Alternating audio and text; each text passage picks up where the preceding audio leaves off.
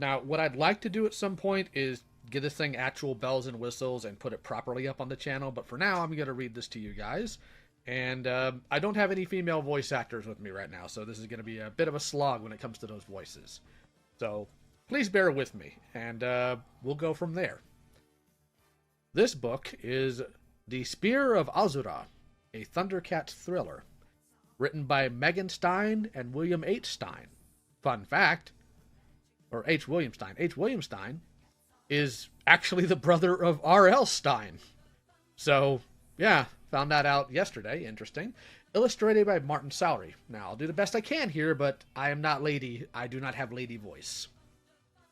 This is adapted from the teleplay by William Overgard. Yes, Goosebump Man.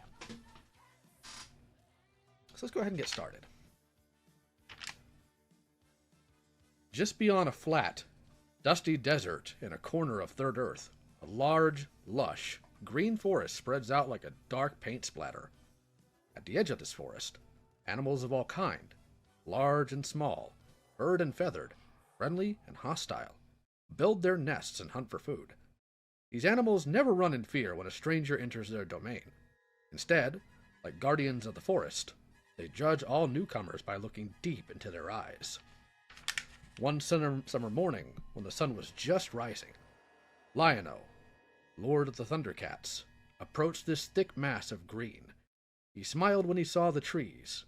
At last, after running all night, he was nearing the treetop kingdom. But to get there, he had to pass through the animal guards. Would they let him through, or would they try to bar his way? All the animals froze as Liono stopped to catch his breath among them. Some began to growl and bare their teeth when he drew the gleaming Sword of Omens, source of the ThunderCats' power. But Liono did not raise the sword.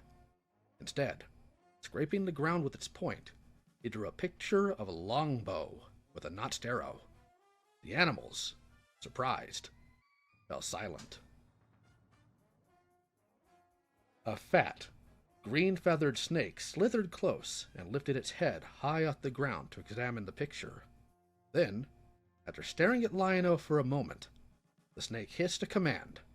Instantly, the animals moved back to clear a path so that Liono could enter.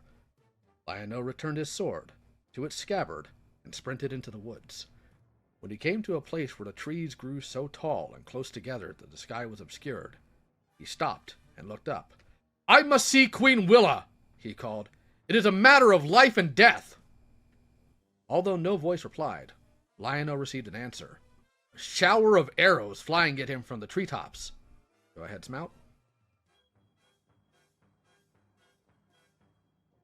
Oh, I'm sorry. It's the first page I sent you.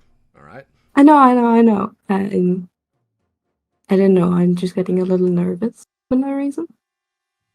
You don't have to do this. You can step down. It's okay. Because I did say it more as a joke. It's okay. You don't and have I'm a to. slow reader. You don't have to. If you don't want to, it's okay. Alright. Okay. I'll just stay down. Okay. All right, then. "Identify yourself," cried a woman's voice from high above. Liono peered up into the trees and saw only branches and green leaves. "I am Liono, Lord of the ThunderCats," he called, raising his sword with its magical eye of Thundera over his head. Arrows had fallen from the treetops before, but now a dozen tall young women wearing clothes of green leather dropped down to the ground on long, thick vines. These were the warrior women of the Treetop Kingdom, and each of them wore a longbow and carried arrows like the ones Liono had drawn in the dirt. Liono immediately recognized one of the women. Nada, the strongest and most intelligent of all the warrior women, ran up to embrace him. "It's been too long since you visited us," she said. For a moment, Liono returned her embrace with happy affection. But the moment passed quickly. He remembered his mission to the Treetop Kingdom, and his face and voice grew serious again. "I haven't come for a visit," he told Nada. "Wily Cat and Wily Kid are in trouble, and only Queen Willa can help me." "Let us go to her, then." Nada wrapped one of the vines around her waist. Then, waiting only for Liono to do the same, she launched herself into the air. Nada and Liono flew, swinging from vine to vine, and as they swung higher, the treetops began to change. Hidden among the branches and leaves was a village of small thatched buildings on wooden platforms. The treetop kingdom was just as Liono remembered it. At last they reached its center, and the pointed rooftop he had been looking for. Unlike all the other buildings in the village, this one was carved into the trunk of a tall, fat tree. It was the Queen's Council, where Queen Willa of the Treetop Kingdom sat on a large wooden throne, awaiting Liono's arrival. Liono and Nada leaped to the platform and bowed to the Queen, who smiled as she bid them rise. Taller than all the warrior women by a foot, Queen Willa wore a magnificent cape of woven feathers and a delicate circle of golden leaves as a crown. "You promised to come more often, Liono, but it's a year since your last visit," the tall queen reproached him, "and you wound us doubly by coming alone. Where are our friends, the other ThunderCats?" "They wait at Cat's Lair, as concerned..." "They wait at the Cat's Lair. As concerned as I am, your majesty, I've come seeking your help," said Liono. "Wily Cat and Wily Kit have gotten themselves into danger again." "But that is what those two little ones do best," Queen Willa said with a smile. "I know, but this time they've wandered into one of the caves of Azzurra, and it has swallowed them up like a hungry beast." The smile faded quickly from the queen's face. "Dear Liono," she said, "the cave is filled with an unknown evil and terror. Everyone on Third Earth knows that." Liono smiled ruefully. He was all too familiar with the legend of the evil magician Azura, who once walked Third Earth. It was said that when at last Azura was near death, he divided his evil forces in half and stored them in two caves. One cave was on the plane of fertility, the other in this very forest. Azura had worked his terrible magic on the caves in another way. He had created the illusion that they were normal. They looked dark, stony, and empty. An innocent passerby, glancing at the entrance, could have no inkling of the dark forces that lurked beyond. But one step inside would dispel the illusion forever. Anyone who ventured into the caves was instantly trapped there for eternity. Liono had told Wily Cat and Wily Kit more times than he could remember that the caves were forbidden.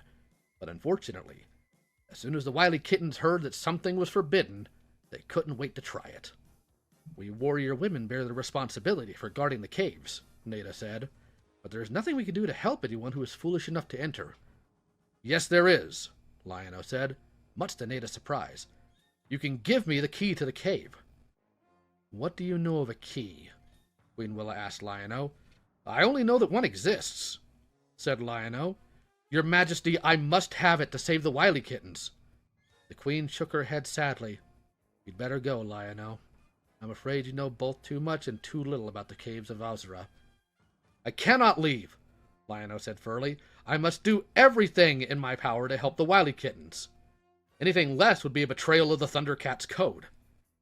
"Your angry face tells me that you think I could refuse because my heart is cold," Queen Willa said, rising from her throne. "But I too have made a pledge to protect Third Earth from Azura's evil powers. Follow me, Liono, and you will see for yourself why I dare not let you have the key."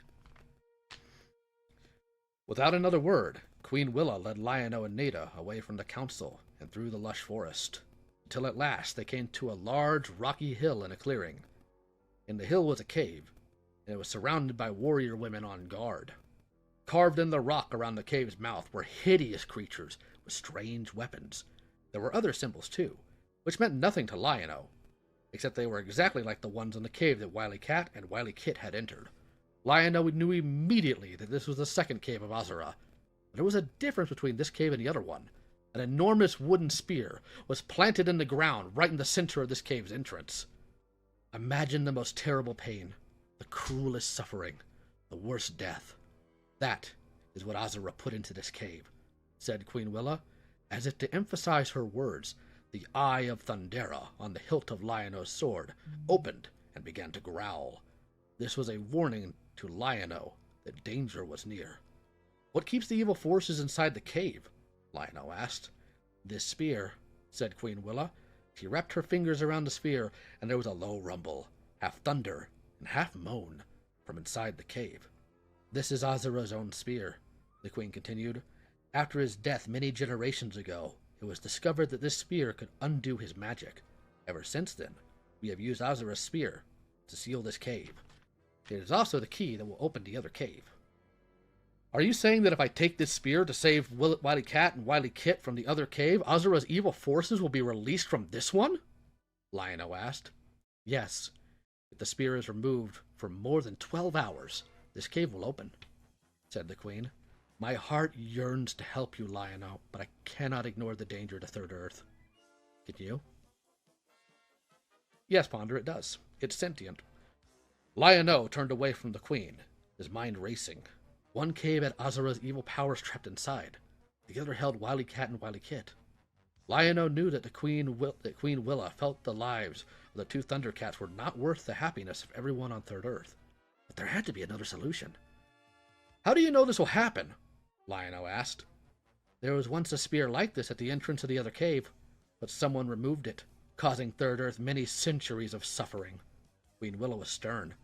Liono, she said, that cannot happen again. Without knowing what he was going to do next, Liono rushed to the mouth of the cave and pulled the spear from the ground. It burned his hands, but he held on to it. Black smoke belched from the cave. And the warrior women, too, acted on their instincts. They raised their bows and arrows and aimed them at Liono. Queen Willa, cried Liono, I cannot let Wily Cat and Wily Kit die. I will return this spear to you within 8 hours. It cannot be done, said the queen. The journey to the plane of fertility and back is too far. Do not let your heart make a promise your legs cannot keep. But I must do it, and I give you my word that it will be done. No harm will come to Third Earth. Queen Willa listened to Liono's words and heard his pledge. Knowing that he would not give it lightly, her experience as a ruler had taught her to believe only what her eyes saw and what her reason dictated. But she had not forgotten what miracles, courage, and determination could work. She ordered her warrior women to lower their bows. To open the other cave, the spear must float in the cave's mouth, with the blade pointing inside. She told Liono. How do I do that? I've never had to use the spear, said the queen. I only know the legends passed down from warrior women before me. Her green eyes flashed. Take it, and return to us soon. Thank you, Queen Willa, Liono said. I will keep my word to you. Liono, you have not given your word only to me, said the queen. You have made a sacred promise to all of Third Earth. As Liono ran through the forest of the Tree-Top Kingdom, he sensed hundreds of invisible eyes on him. But he felt safe. He knew they were the king eyes of the warrior women, watching over him until he passed safely out of their territory. Liono could not know that 4 of the eyes watching him were anything but friendly. The unseen eyes, fixed unwaveringly on the sword of omens at Liono's side, wished only for his undoing. Even if he had looked, Liono could not have seen them, for they were watching him from a great distance. Many miles away, an ancient pyramid stood, flanked by 4 tall obelisks. The structure was a living monument to evil desires and cruel deeds. Inside it were Mumm-Ra, the ever-living mummy, and his ally, Slithe, the hideous leader of the mutants. Together, they watched Liono by peering into the smoking stench of Mumm-Ra's simmering cauldron. If we can prevent Liono from returning that sphere on time, just think of our rewards, Mumm-Ra said with a twisted glee. We will prove him to be a liar to the Queen Willa.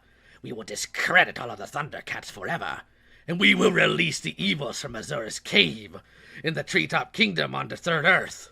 Not bad for an afternoon's work. But how can we prevent him? Slithe asked. He walked to and from the cauldron, which provided the only light inside the gloom of the pyramid. I know! Maybe young Liono will slip and break his leg. Then he will never reach the cave.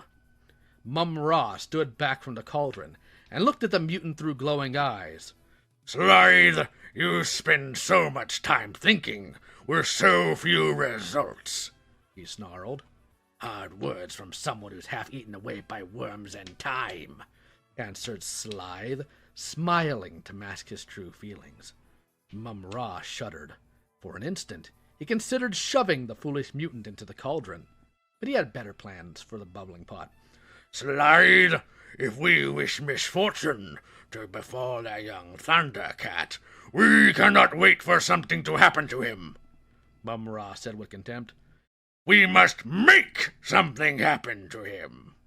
But Mumm-Ra, the Sword of Omens, what can we do against it? Slythe asked, almost pleadingly. Every day it seems to grow in power. Sword! Mumm-Ra shouted suddenly, as though Slythe had insulted him. I'll show you a sword! Mumm-Ra spread his arms wide and stretched his fingers towards the ceiling of the pyramid. Angry sparks, white and red, crackled between his fingers, as if trying to break free. Then Mumm-Ra pointed his hands in front of him, and bolts of lightning flew from his fingers. Here's a sword! He shouted, laughing cruelly.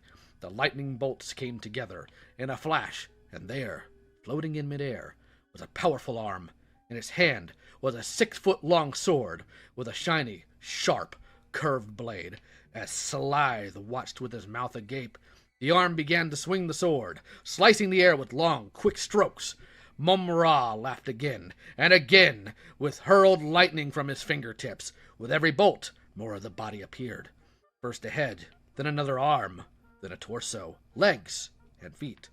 The sword-wielder became a great Japanese warrior, whose black hair was pulled back in a topknot, and whose sharp, dark eyes glared furiously at Mumm-Ra and Slythe. What is this place? He asked, speaking as much to himself as the two evil allies. Mumm-Ra stepped forward, keeping his eyes on the gleaming sword. I, Mumm-Ra, ever-living shogun of Third Earth, have brought you here to my service. I will reward you with an empire of your own. The warrior's arms moved too fast to be seen. 1 second, the sword was poised in midair. The next instant, it sliced the ground in front of Mumm-Ra's feet. Even though Slythe was standing quite far away, he jumped back in fear. My sword and skills cannot be bought, Mumm-Ra-san, said the warrior. I am a samurai. I fight only for honor. And that is exactly why you are here, Mumm-Ra said, motioning the samurai towards the still bubbling cauldron with a sweep of his hand. When the steam from the cauldron parted, images of the ThunderCats in combat with the mutants could be seen in the depths of the dark, churning liquid. There was Panthro executing his karate moves, Tigra cracking his bolo whip, Chitara running at blurring speed, and Wily Kit and Wily Cat mischievously tipping one dull-witted mutant after the other. My empire is threatened by evil invaders, Mumm-Ra told the samurai. See how they attack my peace-loving servants. Slythe, in the corner, coughed loudly to keep himself from laughing at Mumm-Ra's bald lies. The steam swirled over the mouth of the pot, and then cleared. This time a picture of Liono, brandishing the gleaming sword of omens, was revealed in the depths. The villains are led by this powerful warrior, Mumm-Ra snarled. The samurai also snarled, He is a boy! His skill with a sword is unmatched, Mumm-Ra said slyly. In anger, the samurai raised his sword above his head and brought it down. The sharp steel sliced through Mumm-Ra's metal cauldron, spilling the wretched liquid over the floor and filling the room with thick smoke. There is only one whose skill with a sword is unmatched. It is I, Hachiman, who stands before you. The smoke cleared, and the warrior stood with his sword high in the air. What is this evil invader called? He is called Liono, Lord of the ThunderCats. Hachiman laughed. Then it is truly fate that has brought me here, he said. Fate and my magic, thought Mumm-Ra. Hachiman waved his enormous sword once again. They call this great sword Konkairi, the Thunder Cutter.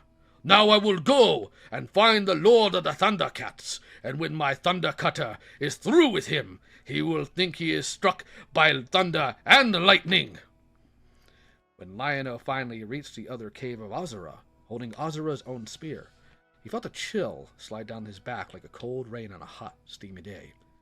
I am feeling the cursed magic of Azzura's spear and nothing more, he told himself. although his instincts knew better. So did the eye of Thundera in the hilt of Liono's sword. It snapped open and growled its warning of danger. But if danger was near, it would have to wait, Liono decided. He stared into the deceptively empty-looking cave and closed his mind to everything except saving Wily Cat and Wily Kit. It would not be easy. It had already taken him longer to reach the cave than expected. And now, try as he might, he could not open the cave with Azzura's sphere. For the 100th time, Liono went over Queen Willa's words. She said that to open the cave, Azzura's spear must hang suspended in the air in the mouth of the cave. But how? Liono wondered. How could that be done? He tried holding the spear up one way, and then another. He used his left hand, he used his right. He even tried standing on his hands and lifting the spear with his feet. But every time he got go, the spear fell to the ground. In frustration, Liono walked away from the cave and surveyed it from a short distance. There wasn't time for failure. Could he find another entrance? A new approach? He glanced up at the summer sun. No longer overhead. It was beating him in this race. If he didn't find a way to open the cave soon, the 8 hours would be gone before he would return to the Treetop Kingdom. Liono! Liono! Voices cried from the cave. Go away! We are happy in here. Don't come in. The voices sounded exactly like Wily Cat and Wily Kit. At first, Liono was happy to hear them. Then he realized that the voices were a trick to deceive and discourage him. Suddenly furious with Azzura's evil tricks and impenetrable magic, Liono heaved the spear towards the cave with all of his strength. To his amazement, the blade stuck in the mouth of the cave, in midair. In the next instant, the wily kittens came flying out and landed on the ground, eyes wide, faces pale. They blinked, saw they were safe, and leaped into Liono's arms. Liono, the cave was horrible, Wily Cat said.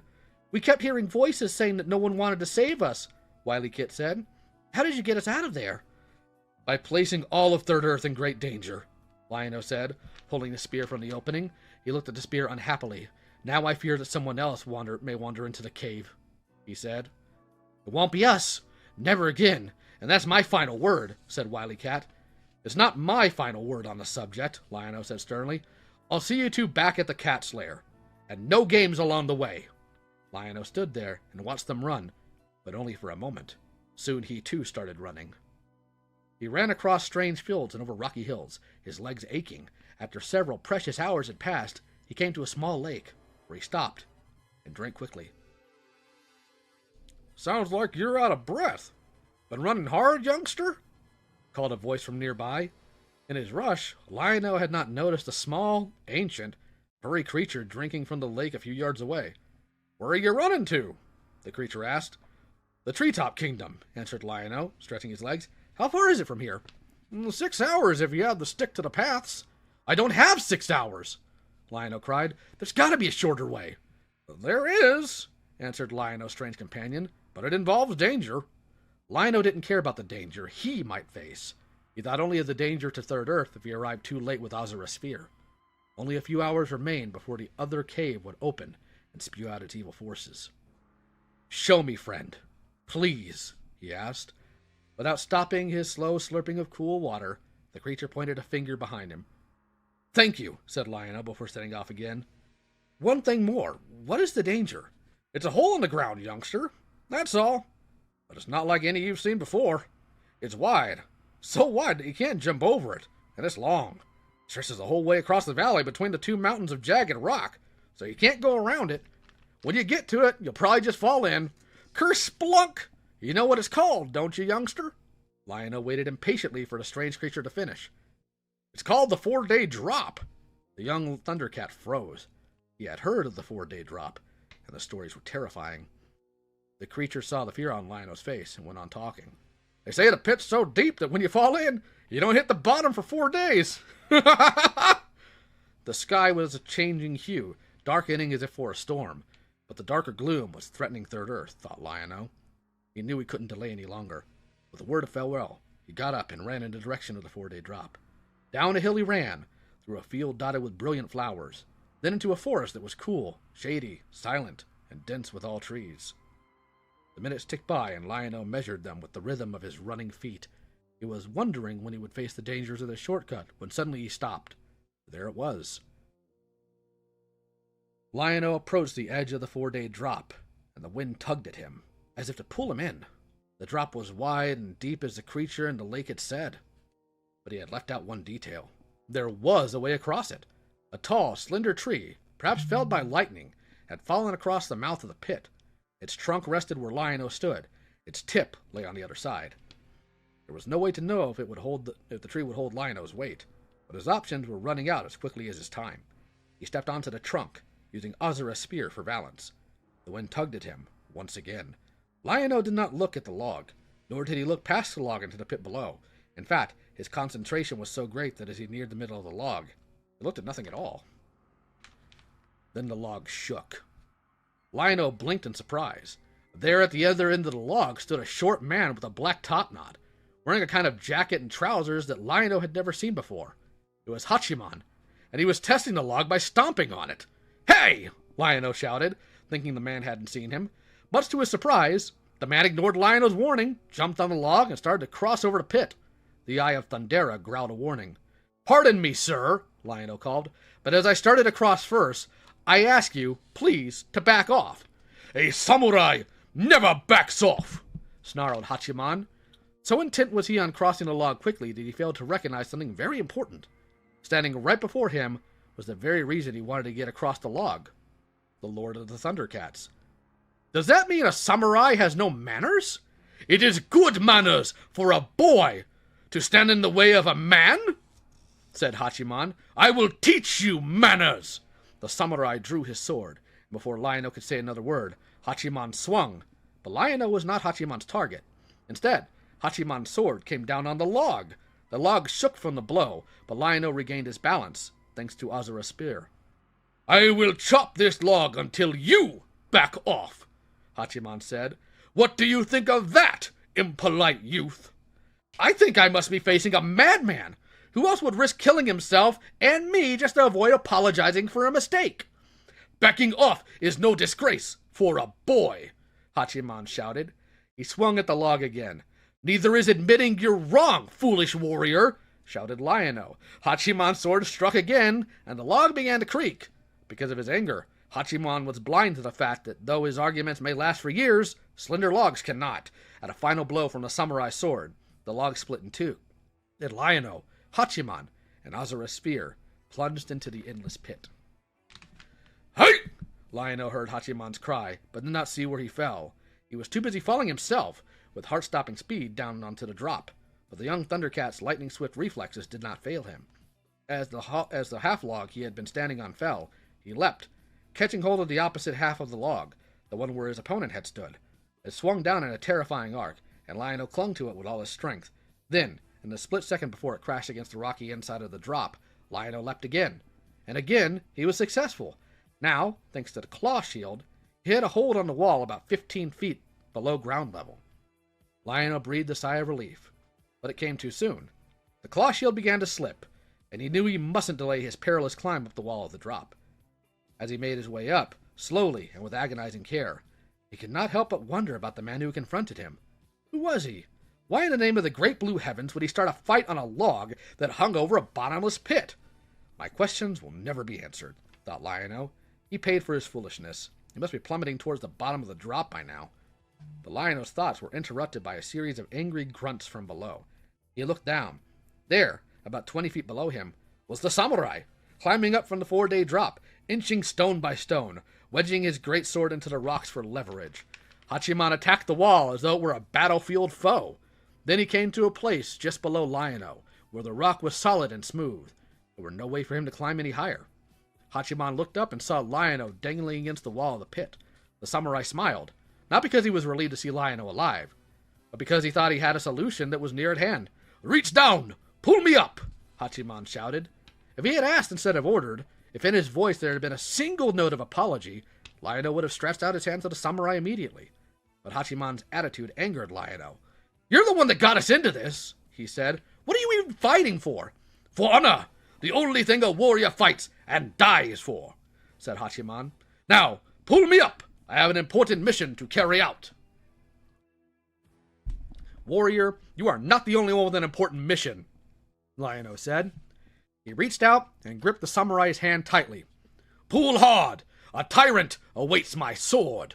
I must seek Liono, as my master bids me. The talons of the claw shield on Liono's left hand slipped and he slid lower into the pit. Why did you stop pulling me up? Liono? Why do you seek Liono? I am Hachiman, warrior to the wise and powerful Shogun, Mumm-Ra. He has commanded me to destroy the villain Liono and capture his sword, Hachiman said. Do you not know that I am Liono, the villain you seek? Hachiman laughed. So you will win our battle after all. That is as it should be. If I were above you, I would not save you. I would send you to your deserving death. That is the difference between you and a ThunderCat, said Liono as he pulled himself and Hachiman to the top of the pit. Once they stood with solid ground beneath their feet, Liono said, Warrior, you can now draw your sword against the man... Hold on, I messed that up. Warrior, can you now draw your sword against the man who saved your life? Will your honor permit that? Hachiman hesitated. It looked as though he were experiencing a kind of pain for which his training had not prepared him. No, I cannot draw my sword against you, he said at last. My heart knows that would be an action without honor. Liono, you have been more than brave against one you knew was your enemy. You have been generous, but Mumm-Ra-san said that you oppose him. This is a strange planet. Mumm-Ra is the enemy of honor on this planet, Liono said. That is the truth which he kept from you. I know it must be so, Hachiman said, reaching for Liono's hand. A minute ago, your grasp saved my life. Now let mine seal our friendship. As the two shook hands, an animal in the distance howled, and Liono realized with a shock that night had fallen, and the moon was coming up. His heart sank. Oh no, he cried. I am too late. Like a wild creature, he dropped to the ground and began searching frantically for the spear of Azura. What are you looking for? Hachiman asked. A wooden spear. I threw it down when the log split, but it's gone. Liono looked everywhere until he realized the sad truth. His aim had not been true. The spear, instead of landing on the ground, had fallen into the 4-day drop. Liono walked to the edge of the pit, his thoughts dark, his heart heavy. He would have traded his own precious sword for the spear of Azura, if only it were possible. Hachiman put his hand on Liono's shoulder and pulled him gently away from the 4-day drop. Without that spear, I have no pride, no honor, no hope for a peaceful life on Third Earth, Liono said. I must go to Queen Willa and tell her I have failed to keep my promise. I don't know why your spear is so important, said Hachiman, but perhaps this news will help. Today, I saw your spear's twin brother. There were 2 of the spears, Liono cried, but the other was removed from the place years ago. Where did you see it? In the pyramid of Mumm-Ra, answered Hachiman. As Hachiman and Liono neared the black pyramid of Mumm-Ra, they were watching the moon rise even higher in the evening sky. I promised to return the spear to Queen Willa within 8 hours, but that time has come and gone now, Liono said. He closed a heavy black cloak around him, which he had borrowed from a traveler along the way. My plan must succeed quickly, or both Mumm-Ra and Azzurra will have their revenge on Third Earth. I still do not understand why we need a plan when we have our swords, Hachiman said. Because Mumm-Ra will flee if he knows we have come to fight him, but if he thinks I have been lured into this trap, I might be able to lure him into mine, Liono said. Hachiman nodded in agreement. Then he grabbed Liono by the back of the neck. The samurai half-pulled, half-pushed Liono into the foul depths of Mumm-Ra's tomb. Slythe could not stop his eyes from widening at the sight of his greatest enemy, Liono, being dragged like a captured animal into the tomb. But Mumm-Ra assumed a pose of calm. He walked through the tomb, lighting a torch here with a snap of his fingers, conjuring a bubbling cauldron there with a muffled word. This is a pleasant surprise, Mumm-Ra said nonchalantly. Hachiman, you have fetched this prize like a loyal retriever. You will be well rewarded for your work. Then Mumm-Ra put his hideous face near Liono's. Boy, you do not fool me. I know that you have come for the spear of Azura. Tell me, what have you done with yours? Yeah! Liono, or Mumm-Ra's laugh seemed to blot out what little light penetrated the pyramid. This hasn't been your day, has it? Slithe answered with a sneer. Liono had no time to be clever. Less than an hour remained until the evil spirits would be released from the cave. Mumm-Ra, I will make a bargain with you, Liono said. It had better be a good bargain, said Mumm-Ra, looking into his smoking cauldron. He motioned for Hachiman to bring Liono closer so he could see. There in the pot was the image of Azzura's cave in the treetop kingdom. The warrior women gathered there were anxiously looking into the forest, then at the cave's entrance, then at the forest again. It was clear they were waiting for Liono. Azzura's cave cannot hold back its course, hold back its cursed forces much longer, said Mumm-Ra. Mumm-Ra, Liono said, pretending to struggle in Hachiman's grip. This is my bargain. Give me the spear of Azzura, and in return, I will give you my sword. Liono held his breath. Would his plan work? Ha ha ha! Mumm-Ra suddenly exploded, clapping his hands together. I can barely believe my ears! Say it again, Liono! Say it on your knees so I can savor this moment! Liono pulled the cloak tighter around him and dropped slowly to his knees as Mumm-Ra and Slithe came closer. He said, Mumm-Ra, I will surrender my sword to you if you will give me the spear of Azzura. For once in his young life, Liono was using his strength for an unfamiliar purpose, to mask his true feelings. A streak of lightning shot out of Mumm-Ra's fingers, and the spear, an exact duplicate of the one Queen Willa had given Liono, flashed into Mumm-Ra's hands. He looked at it in silence for several moments. I am very proud of this spear, he said at last. On that day, many years ago, when I had the courage to challenge Azura and steal his spear, I knew nothing on this planet, or any planet, would ever defeat me. Mumm-Ra's voice rang with icy satisfaction. And by removing that spear, you made Third Earth suffer for centuries, Slithe said admirably.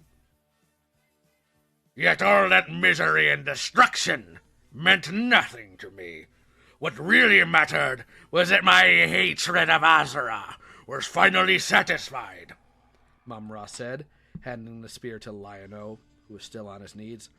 Hachiman, stand him up so we can make a ceremony of this. Hachiman obeyed quickly and pulled Liono to his feet. Now, give me your sword, Liono, commanded Mumm-Ra. Liono held Azzura's spear in one hand. All eyes followed his other hand as he reached into his cloak. Liono could have ran with the spear, but he too wanted the satisfaction of seeing his enemy defeated. He drew forth the sword that hung at his waist and handed it to Mumm-Ra. What is this? Mumm-Ra shouted. He dropped the bright, curved sword angrily as it fell to the ground with a deafening clang. He clenched his bony fists and shook them at Liono. That is the ancient sword of a samurai warrior! Yes, cried Hachiman indignantly. It is called the Thunder Cutter! Liono! Mumm-Ra cried. We bargained for the Sword of Omens! Give it to me! It is mine! We bargained only for my sword, Mumm-Ra, Liono said with a smile. It just so happens that Hachiman and I traded swords before we got in here. But thanks for the spear. You'll never leave here with it, Slithe shouted. Hand! Liono called. Instantly, the Sword of Omens leapt from Hachiman's side to Liono's hand. Ho! And the sword obeyed Liono's second command, growing to its full length. In their surprise and confusion, Mumm-Ra and Slithe had not noticed that Hachiman had reclaimed his own sword. It gleamed menacingly as he sliced the air with it. Hurry to the cave, Liono, Hachiman said. The Thunder Cutter and I will stay behind to entertain our friends. It seems they'd like a fight. Go, Liono, Mumm-Ra said with a sneer. Take the spear of Azura's cave. It is too late for you to do anything now. I have seen to that. It's never too late, Liono called from the entrance of the pyramid. Thunder! Thunder! Thunder! ThunderCats! Ho! Following the ancient command, the ThunderCats' insignia shot out from the Eye of Thundera into the sky. By the time Liono reached the cave of Azzurra, he knew the other ThunderCats would be waiting for him there. Then Liono took off at top speed, which was considerably slower than the swift sprint he had used at the start of the day, with only one thought in his mind: would he reach the cave of Azzurra in time?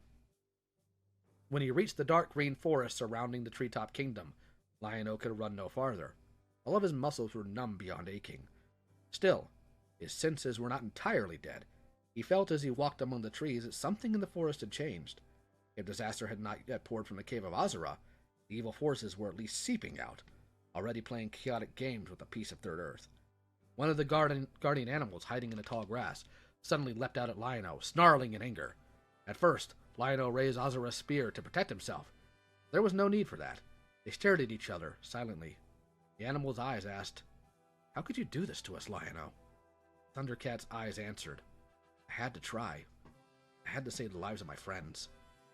The animal lay down sadly and let Liono pass. Through the dense forest, through the cave itself, Liono dragged his tired legs. He still did not know whether he was too late to seal the cave. Near the treetop kingdom, Liono stumbled on a sharp rock. The ground fell cool on his cheek, and, in his exhaustion, almost comforting. But what was that cracking sound?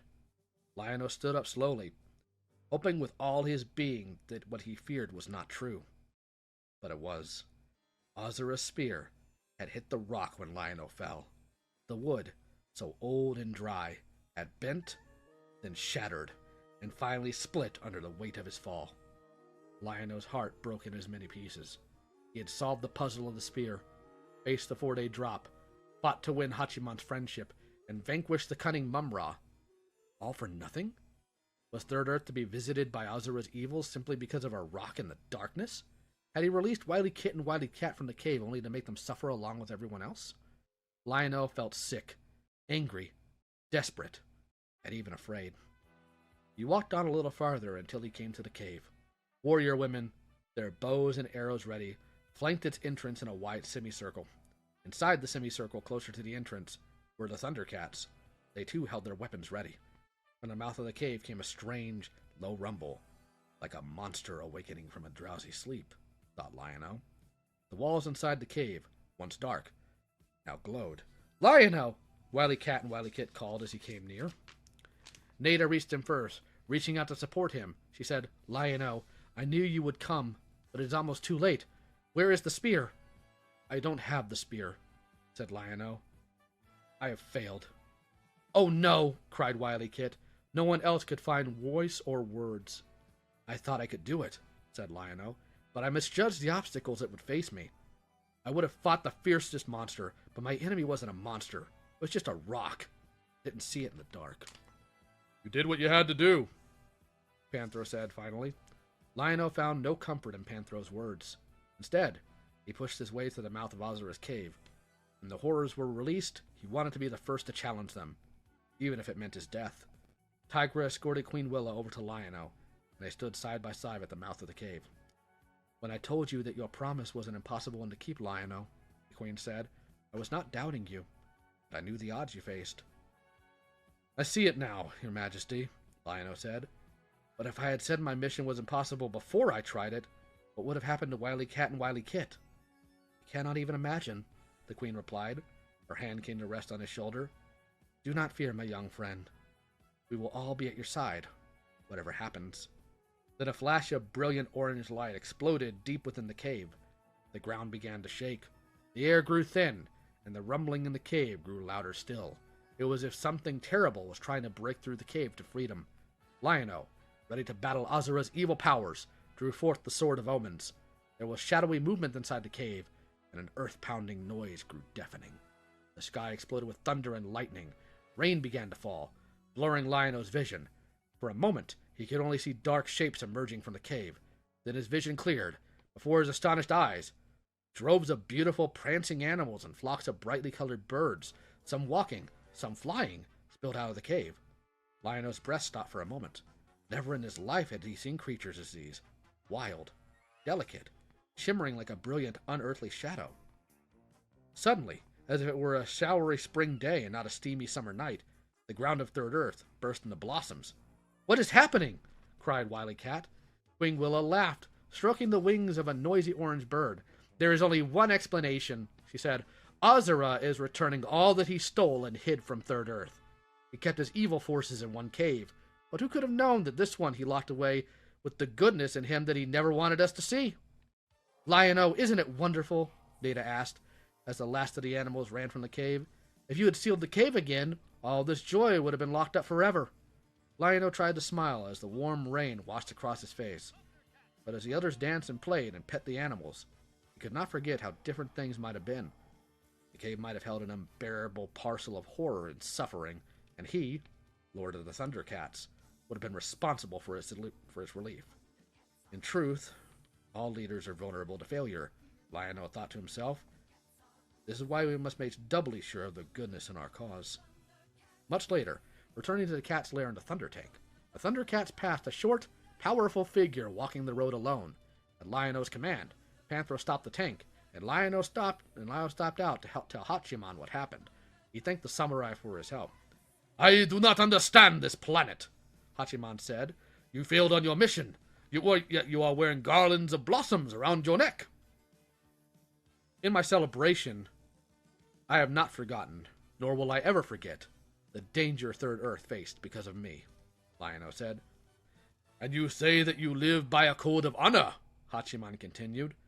But was it honorable to get Azura's sphere by tricking Mumm-Ra?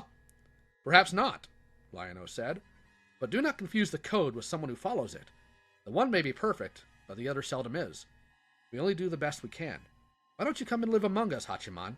Then you will understand this planet and our code. Hachiman did not reply. He simply plucked 2 flowers from the garland around Liono's neck and smiled. Some day, my friend, I will return to you what I have borrowed, he said. Then he walked away without turning back. He walked for days in silence, without sleeping, without eating, until at last he found what he thought was the loneliest corner of Third Earth. But that was not the last Liono ever heard of Hachiman. Sometimes, when the ThunderCats rushed to defend a remote, distant spot on Third Earth, they arrived too late to battle their enemies. Then, and only then, would they learn that Hachiman had been there already, defending right against wrong, with his sword and his code of honor. Each time this happened, Liono yearned to see Hachiman once more. But it was many long years before the two met again. And that is another story. I have not looked at chat, but I'm betting you guys have made this super gay.